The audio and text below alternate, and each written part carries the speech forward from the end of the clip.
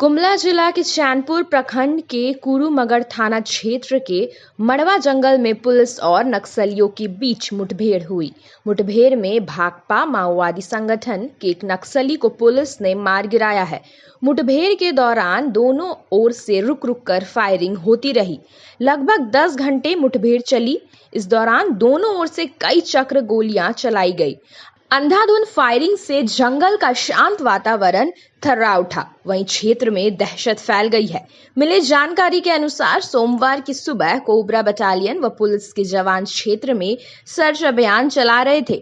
इसी दौरान नक्सलियों से उनकी भिड़ंत हो गई। पुलिस जवानों को देखते ही नक्सलियों ने फायरिंग आरंभ कर दी। पुलिस जवानों ने मोर्चा संभालते हुए जवाबी फायरिंग की, जिसमें एक नक्सली मारा गया।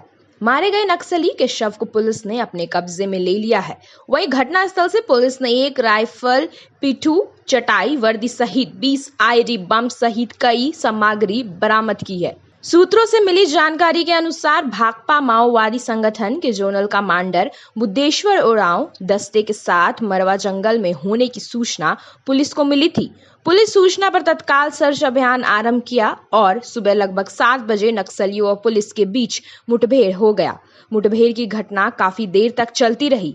नक्सलियों के दस्ते में 20 से 25 सदस्यों के शामिल होने की बात कही जा रही है। नक्सली मुठभेड़ के दौरान जंगल का लाभ उठाते हुए बच निकले।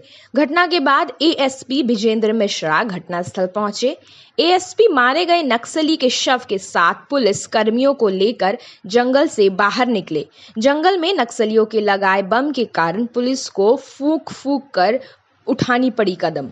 जंगल में माओवादियों के द्वारा लगाए गए बम के कारण पुलिस को अभियान के दौरान काफी परेशानी उठानी पड़ी।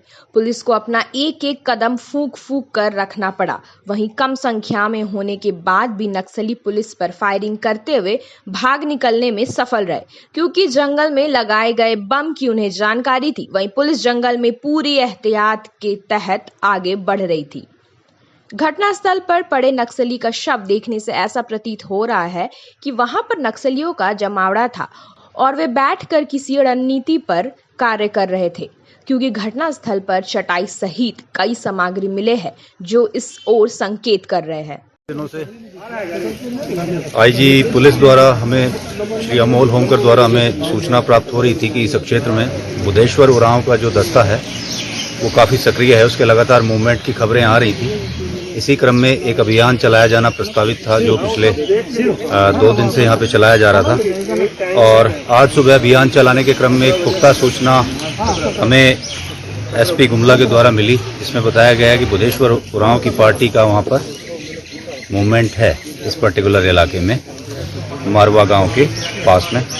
तो इसी सूचना के आधार पर जब हमारी कोबरा और पुलिस की संयुक्त पार्टी वहां पर पहुंची, तो नक्सली जो वहां पर पहले से छिपे बैठे थे और कैंप कर रहे थे इनफैक्ट, तो वहां उनके द्वारा कोबरा पार्टी को लक्षित करके फायर किया गया। कुछ आईडी ब्लास्ट भी किए गए, कई धमाके किए गए, लेकिन अपनी जान की परवाह न करते हुए कोबरा के जवानों ने त्वरित कार्रवाई की और फायर एंड मूव का जवाब करते हुए फायर का जवाब फायर से दिया। और थोड़ी देर बाद जब फायर समाप्त हुआ तो उस इलाके में सर्च करने के उपरांत एक डेड बॉडी प्राप्त हुई। इसके साथ में एक बोल्ट एक्शन राइफल और अन्य साजो सामान बरामद हुआ।